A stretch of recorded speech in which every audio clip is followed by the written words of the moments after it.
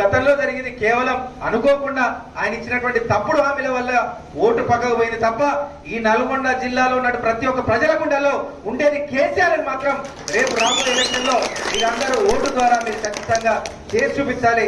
మా అందరి తరఫున మీకు సవినయంగా, ఎందుకంటే రేపు రాబోయే ఎలక్షన్ మీకు తెలుసు రెండే ఉంటాయి. స్థానికంగా మీరు ఎన్నుకునే మీరు నిలబెట్టాలనుకునే అభ్యర్థి లోకల్ అభ్యర్థి ఒకరైతే, నెక్స్ట్ చూసేది కేసీఆర్ గారిని కారిని.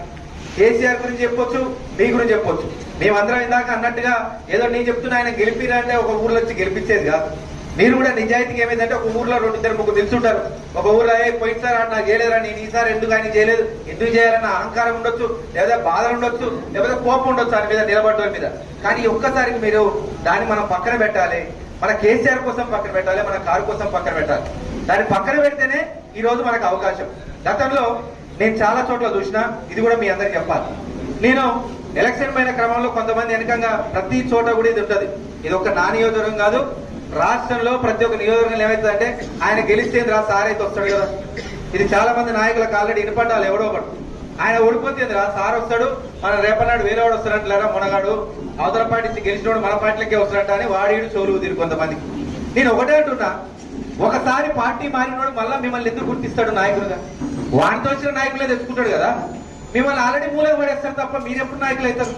అందుకే మీరు గుర్తుపెట్టుకోవాలి, ఈ రోజు బీఆర్ఎస్ పార్టీ జెండాని ఉద్యమకారుల నుంచి నాటిన ఉద్యమకారులకు కావచ్చు, దాని తర్వాత బీఆర్ఎస్ పార్టీ కండవ పెట్టుకొని చివరి దాకా నడిచినోడికి కావచ్చు, విలువలు ఉండాలంటే ఇక్కడ వేదిక మీద నిజాయితీగా బీఆర్ఎస్ పార్టీ కండువా కోసం, కారు గుర్తు కోసం, కేసీఆర్ కోసం నడిచే మా వల్ల అవుతుంది, మీ వల్లే అవుతుంది. మీరుంటేనే మేముంటేనే మీరున్నారు. ఒకరి కోసం ఒకరుంటేనే మళ్ళీ కేసీఆర్ గారిని తీసుకురాగలుగుతాం. ఖచ్చితంగా కేసీఆర్ గారిని తీసుకొచ్చిన తర్వాత ఈ సంక్షేమ పథకాలు వాళ్ళు ఏదైతే అబద్ధంగా హామీలు ఇచ్చి గెలిచిరో ఇవన్నీ చాలా వరకు ఆగిపోయినాయి. మీ అందరూ తెలుసు.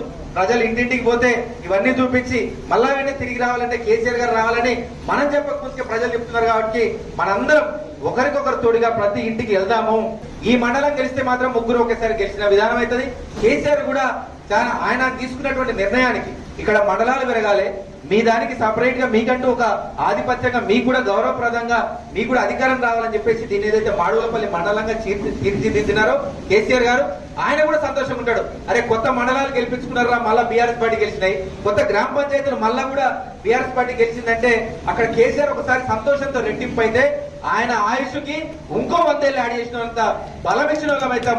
అందుకోసమైనా మీరందరూ రేపు కేసీఆర్ కోసమే మనందరం, కేసీఆర్ ఈ గులాబీ జెండా, కేసీఆర్ కోసమే మనందరం ఉన్నాం. అట్లాంటి కేసీఆర్ గారు మళ్ళా తిరిగి రావాలంటే ఇక్కడ ఈ మాడుగులపల్లి మండలంతో పాటు ఈ 3 నియోజకవర్గాల్లో మొత్తంగా